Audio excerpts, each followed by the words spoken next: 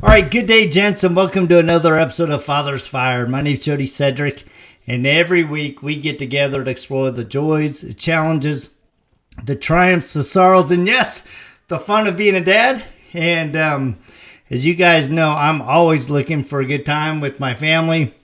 I just got back from my anniversary trip with my wife, and man, it was awesome. Escaping for 5 days down to Puerto Vallarta, Mexico. And we just had a fantastic time doing the beach and waterfalls and zip lines. It just was a really fun night, fun few days of escape. So, guys, if you haven't escaped with your wife for a while, I don't care if it's for one night, go escape with your lady and reconnect, reignite, do all those things that you did when you were younger to pursue her heart and recapture some of that. So I'm super excited to have you guys with me today. I have a guy that I've been wanting to get on as a guest for over a year. I met his wife. Her name is Faith. She goes by Gotta Have Faith on TikTok. So, yep, that's where I found her. And then I met via Faith, her husband, indirectly. So please welcome Andrew McAngus. Super excited to have you. How are you today? I'm doing good, Jody. Appreciate you having me. No, man, like I said, I've been wanting to do this for a long time. I have mad respect for your wife. And one of the biggest things about her is, one, she's always got such a great smile. And she's created a hashtag, KJB, kindness just because.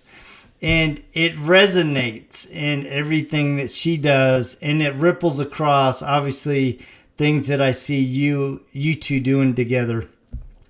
And the thing that I've really enjoyed about watching her TikTok channel is having you come on board and just embrace the craziness and the silliness of TikTok, but just being silly and fun together.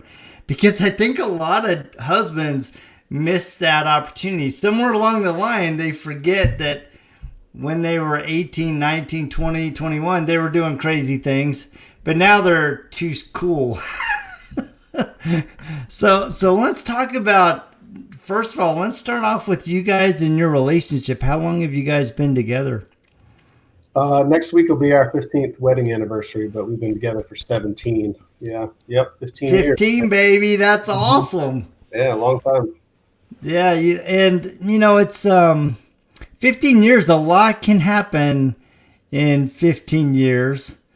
But as you and I were talking about, pre-show, is a lot can happen just in 1 year. And you guys' first year was quite the adventure. Yeah, we got married in 2007. And then in 2009, we lost her mother. She was on the way to our house, and we lost her in a car accident. She was actually coming for a doctor's appointment for our first child. And, it was kind of nearing the end of the pregnancy. And she passed on November the 2nd. And then our daughter was born on Thanksgiving, 23 days later. So Faith was teaching at the time.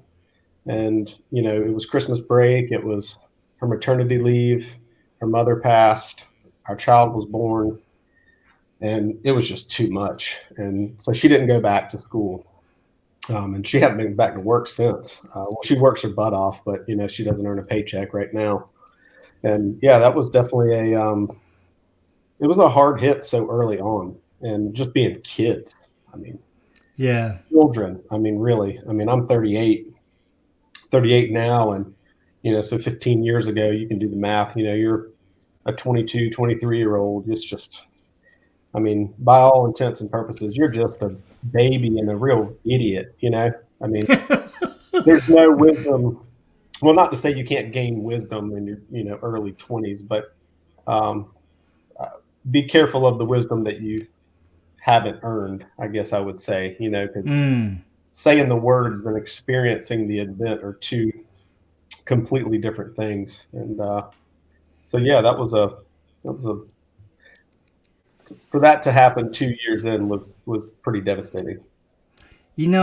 I think a lot of times we think of challenges, as you know, we talk about being able to have the strength to go through challenges, but when you're actually confronted with the reality of them, when they hit the heart and the soul and the spirit and the pocketbook, and you're trying to figure out, oh gosh, how do I move through this darkness in my life? And thank God you had each other to cleave to, because I think, those times, they have a way of either shredding you or refining you. And it takes a lot of discipline and a lot of really refining of your own character to be able to go, man, we're gonna get through this. There's an underlying determination that has to be there to push you through there. But I know you guys have a very strong faith, so faith had a very significant part of that. Kind of a double entendre there, with faith being her name and the driving force of your life. But talk about how you guys move through that, because even 12, 15 years later, I know Faith still, she really struggles with the loss of her mom, and, not having her there for the birth of her son or your daughter. So how have you kind of rallied around her, but also created an environment where your hearts could be seared together in true and lasting love? That's a lot of great questions, I would say that in that moment, we were completely shattered. You mentioned being broken into pieces, and we were. I mean, because I had just started a business. We had just moved.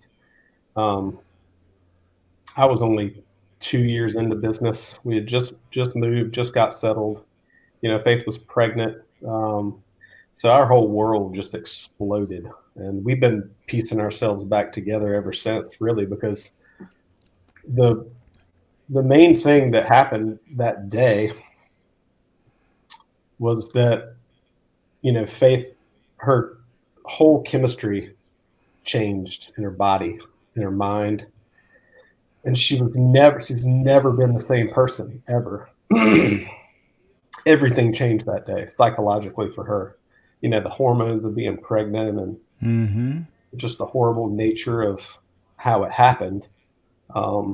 She it's like the lights went out, and it's slowly been getting brighter for the last 15 years. And she's overcome a lot.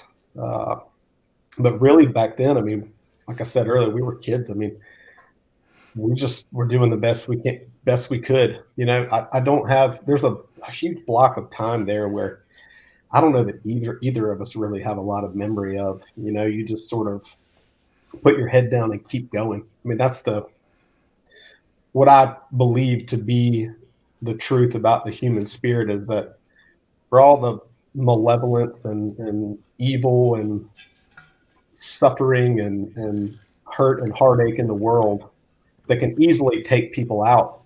People get taken out all the time from, hurt and pain and resentment and bitterness, and just take you out completely, send you down a road that you can't come back from. And, we just, I guess God was just looking out for us, because you mentioned faith too. I mean, our faith was not strong at that point in time. We had not really even considered God too much in our relationship and in our lives, still being children. And so I have to say that it was certainly a transcendent power that kept us glued together. We get a lot of, Faith gets really all the credit for her movement forward, because it was really until, golly, it was probably 5 years later, I would say 2013 or 14, when I say her chemistry changed. I mean, she flipped switches, like she was all of a sudden obsessive compulsive. She was really kind of turned into a germaphobe. She was had to be in control of everything. And it was because of what she lost and how that was out of her control. And it changed who she was and how she acted Yeah. and the words that came out of her mouth. But until 2013 or 14, I think it was, when we realized that it was because we were doing therapy and she was getting treatment and all that along the way, but not realizing that it was post-traumatic stress is Yeah. what happened in that moment. It was PTSD. And it was a friend of ours. We didn't know her at the time, but we were in Sunday school and she was just watching Faith the whole time because Faith was talking and pouring her heart out. And she came up to Faith after. We'll never forget her. And she grabbed her by the arm and she said, honey, you're not okay. She said, you're suffering from post-traumatic stress syndrome. And that was a pivotal moment to recognize what was happening and to be able to treat it correctly and be able to build yourself back up based on the knowledge of what happened psychologically. So that was a real pivotal point there. And she's been doing the hard work ever since. It's an amazing thing and that's why she's back in school. Over the course of time, it's been very strange that all these people have flooded her. You wouldn't believe how much death we've been a part of since then. So many people have lost their mothers and fathers and people our age. It's like dozens and dozens and dozens in the last 12 years that have just found their way to us and found their way to Faith. And Faith has slowly been building her toolkit to sort of deal with her own trauma, but help people through theirs. And it's led her into this place where she's going to school for it. And that's going to be her life mission. And that's when, the loss of something that you can't, that's why you cursing God for what happened and why it happened and how could this even be feasible? Why would you let this happen? But it takes you down a road you'd never expect. And here she is now, and she's going to go out and save the world. And if her mom hadn't passed, who knows where she'd be? She'd probably still be in a lot of old bad habits, and her mom be protecting her from all kinds of things that she wouldn't be solving on her own. So it's been a ride.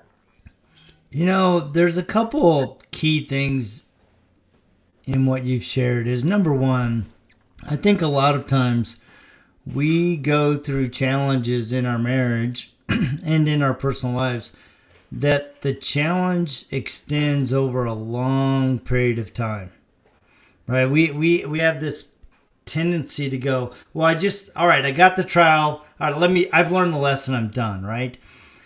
But it seems to me like the ones that really impact and hone and develop your character and your ability to love and empathize and relate to other people, those are the challenges that really test your mettle. I mean, they go to the core of your very being. They go to the core of your faith. They go to the core of your belief, not only in yourself, but also in God, your belief in other people. And it's challenging because at first glance, we repel against those, right? We don't want those experiences.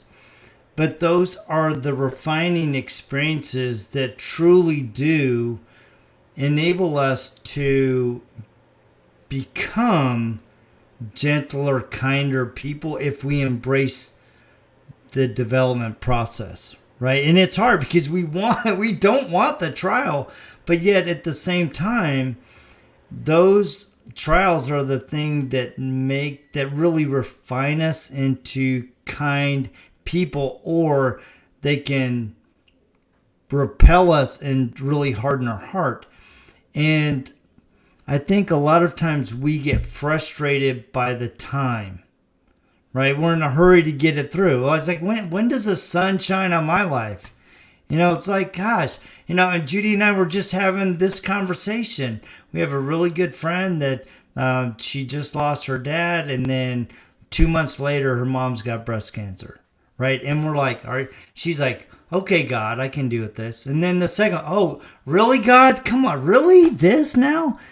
And I think we need to give ourselves grace to be a little frustrated. Oh, right? To go, it's like, dude, are you freaking kidding me again? Right? But at the same time, allow us grace to go through the cycle of going, all right, I need to become something through this process. those are really a lot of really great things that you touched on there. One of them makes me think of, there's a psychoanalyst that I've really grown to love from the 19th century. His name's Carl Jung. I don't know if you've ever heard of him, but Yeah. I really like his outlook on a lot of things. And one of the things he said came from an alchemical term. It was a Latin term. I won't even attempt to, I'll just butcher it. But essentially it's the core of it is, the brightest light, the deepest truth is in the darkest place that you could possibly imagine going. And we're not willing to go there. Like you said, you don't want those things to happen. And to do that work on your own, to choose to go into the darkness to find that bright light is a choice. And, you mentioned across time, like stretching across time, waiting and being patient. It's like we're a being across time. We're not, the self is not us right now.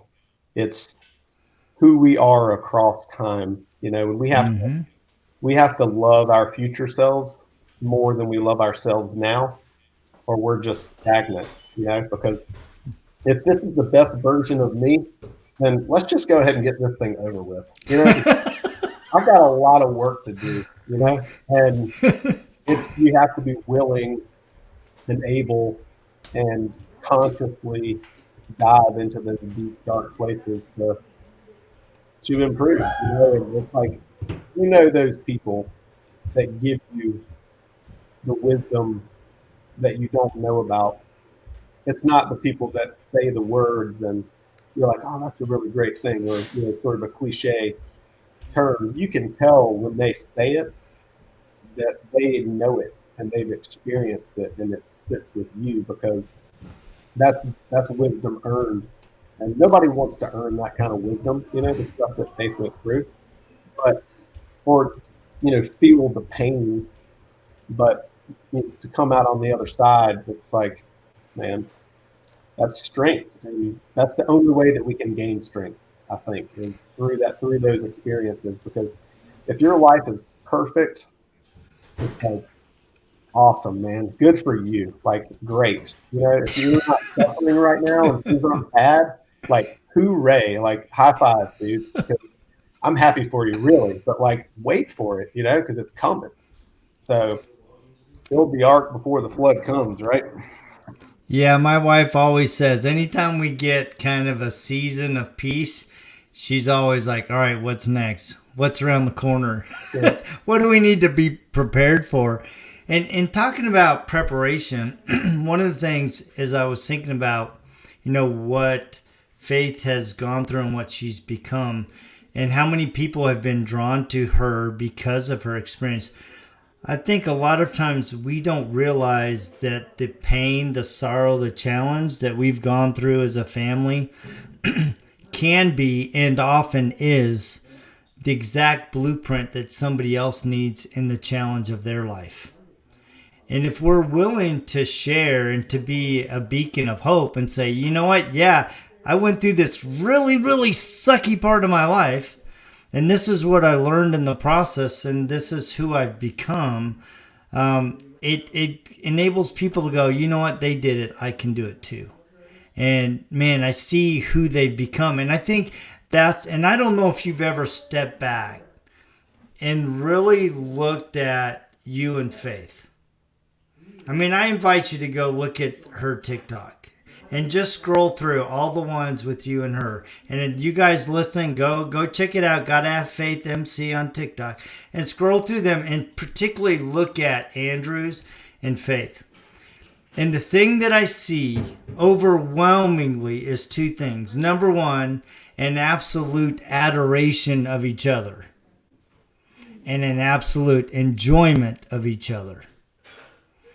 And that has come through the season of darkness that you guys clung to each other and fought for each other and fought, with each other to get through that. And I think a lot of couples struggle because they don't embrace the struggle together, and they're left standing alone when they could instead be standing together in a way that they could never have imagined.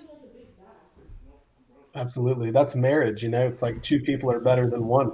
It's the same thing with raising kids. I mean, try being a single parent. God, I can't imagine having one just being me.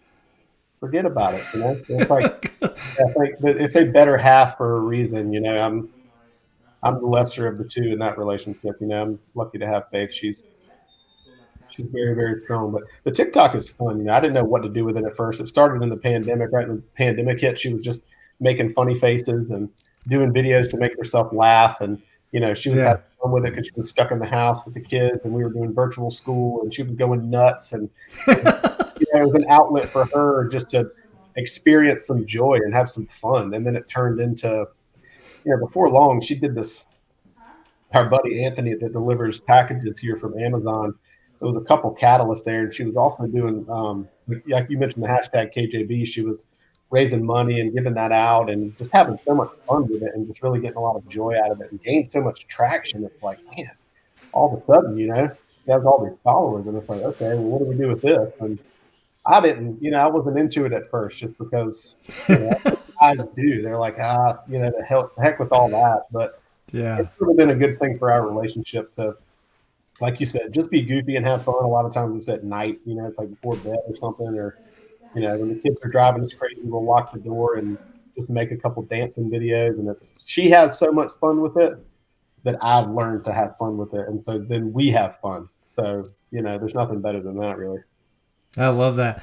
So let's bounce over from, because we've talked a lot about you and Faith and your relationship, which I think is important because I haven't spent a lot of time doing that in the past. And I think it's so critical because the relationship that you have as a husband and wife really is the foundation for everything in the family. So you guys have 3 kids, 2 girls and a boy.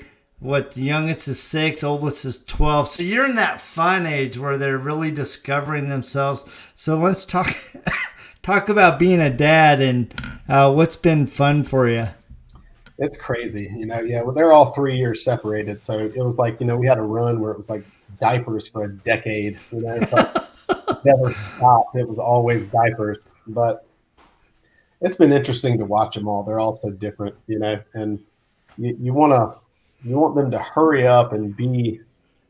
That's like you talk about kids, they're so pure when they're born, and little newborn babies are so untainted, and all that. But it's like, man, kids are little monsters. They really are, and you gotta socialize them. And that's been an interesting part, especially trying to socialize my son. It's like, man, he is like a wild feral animal. And there's a balance between that socialization and, crushing the natural spirit of a kid that is just inherently in them. And sometimes you want to kind of like pound that out of them. It's like, act right and be normal. And, it's like, they're kids. They're not adults. They're crazy little monsters. And it's been fun. It really has. It comes with its challenges, but I love my kids. They're great. They're just hilarious. They're all so different. So what has surprised you most about being a dad? Oh, man.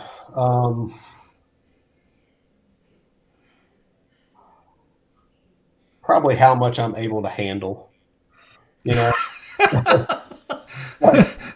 the humility of it.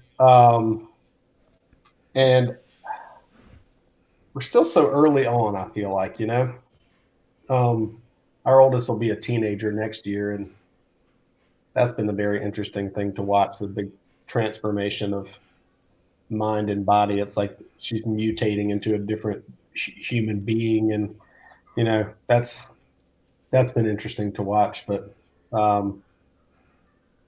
just all of it, man. It's like, every day.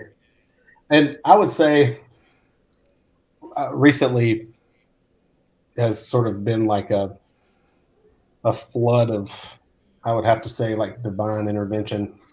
I'm feeling like you just missing all the little small moments, and being with the kids when you're actually with them. And I Yeah. got flooded with that a couple months ago, probably. And it's like you can get so caught up in the day to day and getting through the day to start the next one. It's like I learned recently too that sin was derived from an archery term. It was a Greek term, and it means to miss the mark. And so I thought about that, and it was like, but I think so you think about the arrow leaving the bow and hitting the target. And it's like if you miss the target, that's really the definition of sin. What you're aiming at, if you're not Mm-hmm. getting there. But it's like I thought about that too. I thought about the arrow, like as it was fired off, and the time it spends from the bow to the actual target. It's like that's the experience. That's part of the sin, is missing that experience, the little moments day to day. And I'm working on that, because you said you're self-employed. It's like running a business and all the emotions of kids and your wife and your family, and so many emotions. It's like you can get so wrapped up in all of it and then miss most of it, um, Yeah. so I don't know if I answered your question there, but No, you did. And it's easy, as you point out, to get so busy that you miss the little moments. And my youngest two are 20, right? And literally I blinked and they were 12, and then I blinked again and they're in college and they're going off to modeling school and all this thing, right? It's like in some respects we're like, oh, I wish they would just grow up. But I'm telling you, 21 years goes in two blinks of an eye. And if you're not very cognizant about being deliberate about being present with them when you are with them, and being very purposeful in creating opportunities for you to be together, you're gonna miss more than you could if you had dedicated time. In our house, Monday night was family night. Every Monday night we did something as a family night. Every Friday night is dad and wife date, right? Me and Judy go out every weekend. And then, Saturdays we would always do something as a family, go boating or whatever. But if you're not intentional about that, it's easy, especially if you own a business. I mean, I could work all the time, right? And have nothing left for anybody else. yeah, and you become so one-dimensional that way. It's like Yeah. easy to become one-dimensional, especially I think as a man, in business, it's easy to not be able to break out of that dimension. You mentioned all that dedicated family time. How early did that start? Was that when they were very, very young, like Yeah. diapers age, and Diapers. carried on? Diapers. That's awesome. Yeah. In fact, we just were very cognizant of that from the very beginning. In fact, every night I would tuck the kids in bed. So we would gather around our little living room, and even when they were infants in our arms, we would read the scriptures to them. We'd read the New Testament, and then we'd read fun little stories. And I would always do little caricature voices and, try to make the stories more interesting than they were. And then I started inventing songs, and I would sing songs, or sometimes like I'd tuck them into bed. They're like, Dad, tell me a story. And so I got to where I was inventing stories. And we just from the very beginning of our time, we're like, all right, we're going to make sure that we're going to be very deliberate about this time. And it's interesting because I look at my kids today and they have such a great relationship. They call each other and they text each other, and they go hang out with each other.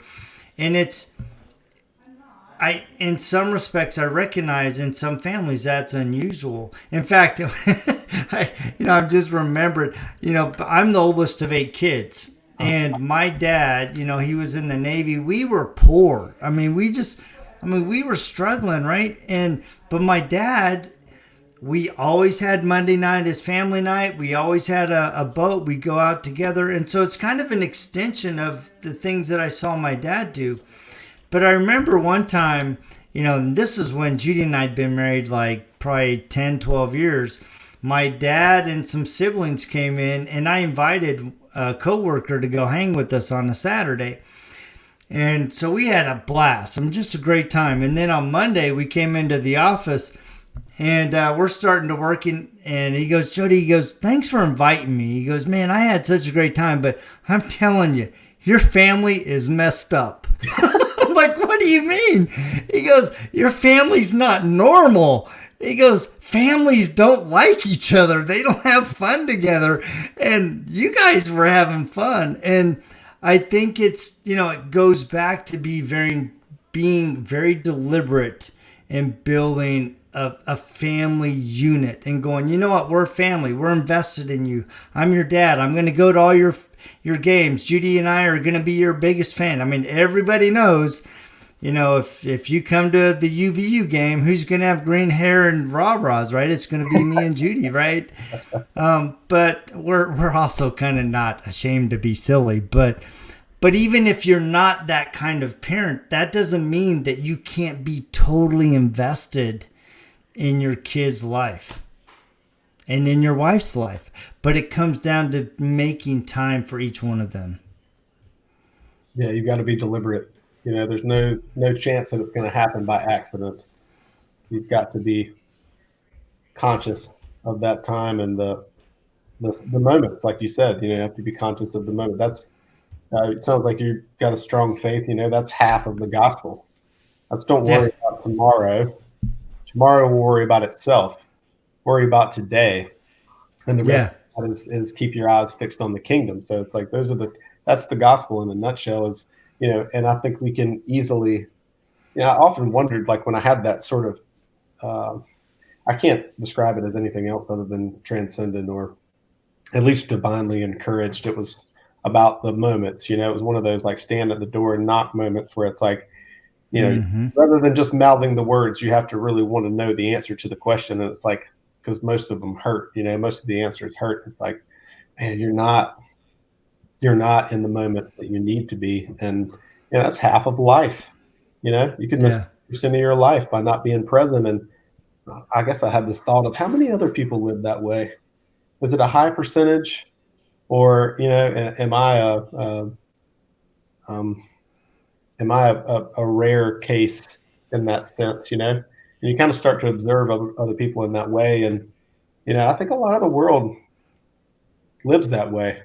Just ready, working to get to the next thing. It's like the next thing on the list.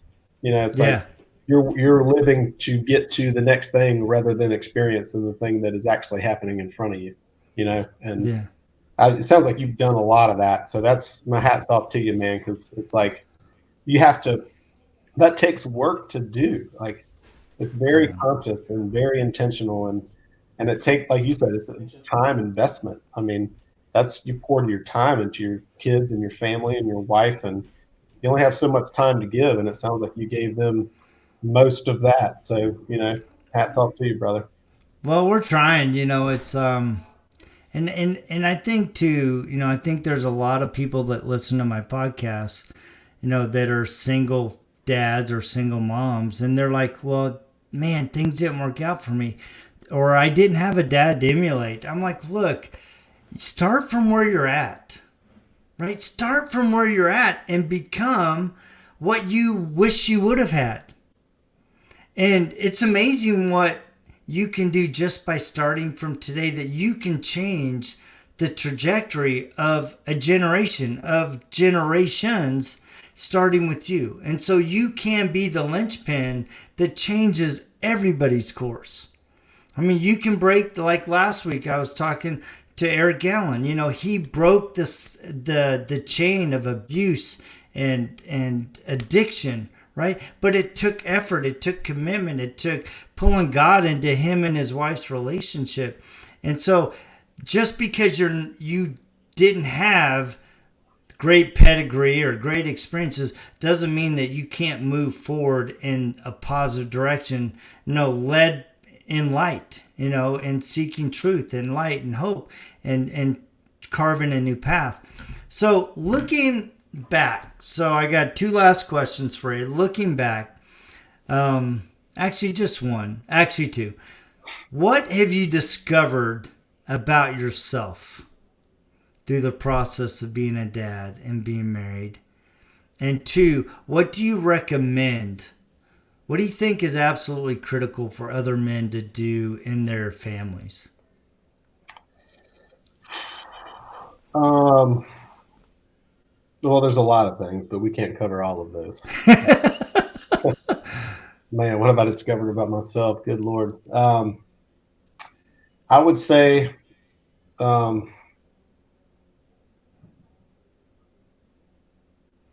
emotional aspect of being human is so important. We were given emotions, anger, grief. I mean, that's a huge one. Sadness, joy, happiness, all the emotions that humans experience. We were given those to use them as tools to navigate the world. And I think as men, generally speaking, well, I won't say generally speaking, but I think there's a stigmatism that's attached to men that probably is true, that you're not supposed to be emotional. You're supposed to be the tough, hand in the relationship, the tough hand raising the kids. You're supposed to be the disciplinarian, all these things. And, it's like this finger wagging, authoritative sort of space that a father has sort of been put in, I guess, culturally. Maybe that's a Western thing, I don't know, Western culture, but I mean, I'm a Westerner, so I guess I speak for the Westerners, like that idea of a dad and a father and that figure is not necessarily, I don't know that there's a whole lot of value. I mean, you have to be a disciplinarian, you have to be tough, all those things, But one thing that faith has taught me, and which I didn't have as a kid, was that emotional development and being able to recognize why you're feeling the way that you're feeling, what's caused it, and why you're reacting the way that you're reacting in that moment. And to be okay with feeling those things, but to have a real conscious, innate knowledge of how to navigate those, because so much of life is just emotions.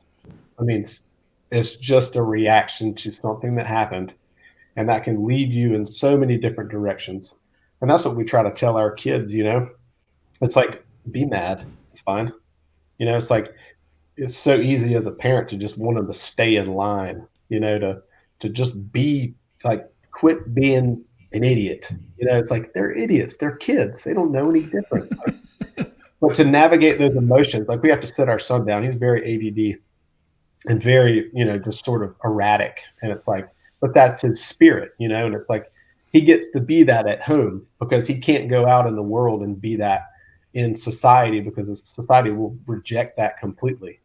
And it's like creating a human being that's socially acceptable, that is liked. Maybe you don't have to be liked by all, but it's like to be accepted in the world. That's a very important thing. And so that's what we have to teach them. But that's all that is emotional, and it's like, nobody talks about emotions. They didn't talk about it. When I was a kid, I mean, my parents got divorced, and it was like, we never even had a family discussion about it. It was just like, okay, this is what's happening now. Dad's going to leave, and that's it. It's like, we never even sat down with my brothers and sisters and my mom and my dad and like hashed it out. It was just like, whatever.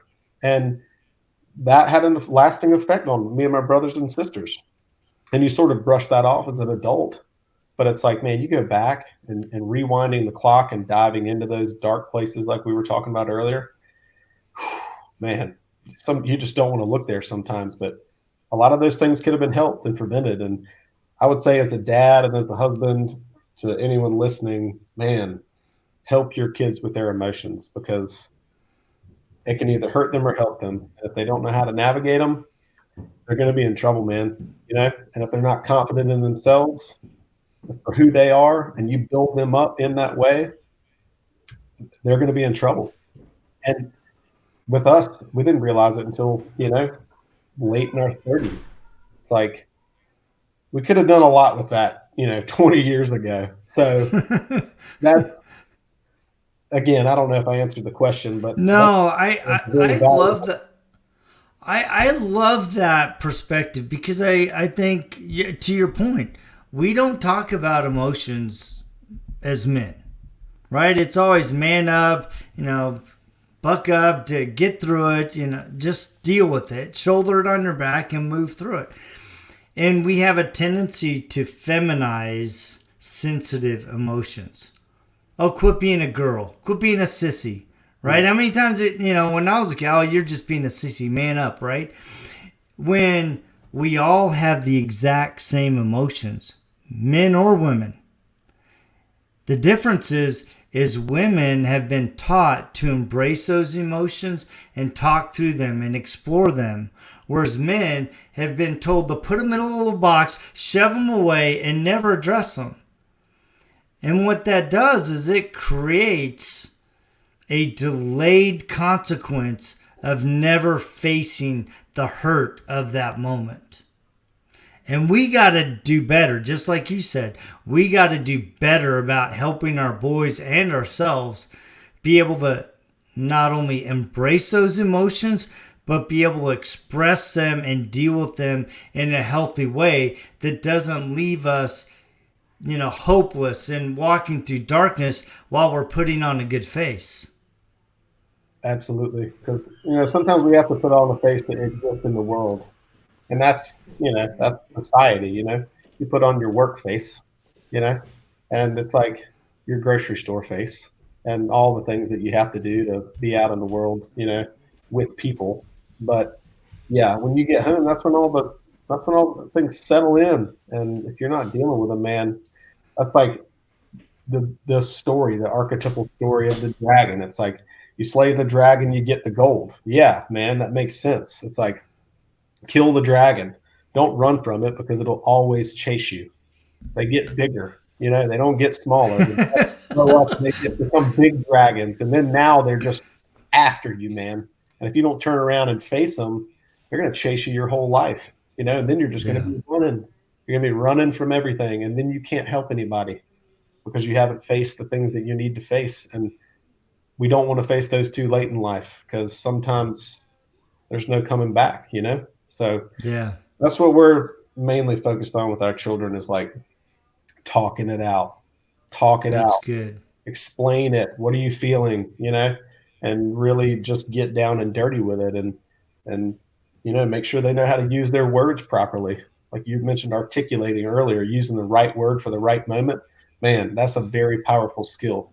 If you can If you can speak in this world and people understand you and you can fully articulate yourself, unstoppable. You'll be unstoppable. And if you can read and write too, like, whoa, man, watch out, world. You're going to take over. But being able to articulate who you are, how you feel, and what you believe to be true will take you places that you would not go otherwise, Yeah. And I think the underlying importance of that is giving your kids a voice. We want to teach them to articulate and be able to express, but they need to know that their voice matters. Absolutely. Right. Absolutely. And that's one of the biggest benefits of teaching them that. I have a voice and I can express it, and I need to be heard. Yes. Because my voice is valuable. Even if you're wrong. Even if you're completely dead wrong, speak your mind, because that's what I tell my kids. It's like, you're going to get a little less worse at doing things every time you try to do it. You might not even be getting better at them, but you'll be a little less worse, so try it. Yeah, that's awesome. That's good. All right. So in final wrap up, what do you recommend? A dad. One or two things that you recommend a dad do in their family. Take your kids on individual dates. I've been trying to work on that here lately too. It's like get them one on one because the group setting, there's a lot happening there, and a lot of dynamics that have to happen because you live together. But pull them off to the side, man, and just do one at a time every now and again, even if it's once a month or once every 3 months, once every 6 months, whatever. It's like start small, give yourself a reasonable goal that you can achieve. And then when you do, pat yourself on the back for it. Don't berate yourself and try to, make all the things happen at once. But it's like when I get my kids peeled off and it's just one of them and we can talk face to face and we can have a conversation just about them, it's like, God, the things you can learn, you know? Like I've heard my daughter recently talk. She talks about her math, and her little math quizzes, and they have little competitions at school. And you hear her talking while you're cooking, and the other kids are around, and all the things are happening in the house. But it's like, and I sat down with her the other day, and it's like we started doing math, and she started writing quizzes. She's 9. She started writing quizzes for me, math questions, and it was like, here's this test that I took today. I did it in 12 seconds, and I got all the questions right. And it was like 40 questions. I was like, oh my God, I got like 10 of them wrong because I'm rushing through trying to beat her time. And it's like, I never would have known that if I didn't sit down and sit with her. And then I'm like, heck yeah, girl, if you can learn math, you'll take over the world. So let's foster this. But, you would have missed that moment. So get them one-on-one, I would say. I love it. That is such good advice. So, well, I want to thank you for taking the time to visit with me. I've absolutely loved the conversation. There's so much depth in your life experiences and being able to share them and just being able to have a platform where we can explore these things together because, all men, whether they want to admit it or not, they're facing something similar, right? And a lot of times they're avoiding the dragon, and like you say, the dragon eventually catches up to you. It will eat you. It will eat you whole. It will eat you whole, so you might as well face him and at least do your worst. Amen. Now, listen, the time was great, and I got more out of this than you did, I'm sure, and I appreciate the invitation. It was nice to sit down and talk with you, man, because Faith thinks the world of you, and I'm glad to meet you. I wish I could shake your hand. I'll do it virtually. Yeah, that'd be awesome, man. Maybe one day. You never know. Yeah, that'd be great. And those of you listening, thank you so much for joining us. Please remember to like, share, and subscribe. And you guys know it. We will check you same time, same bad channel just next week. Right, See ya. Take care. All right, thanks, man. Appreciate you. See you later.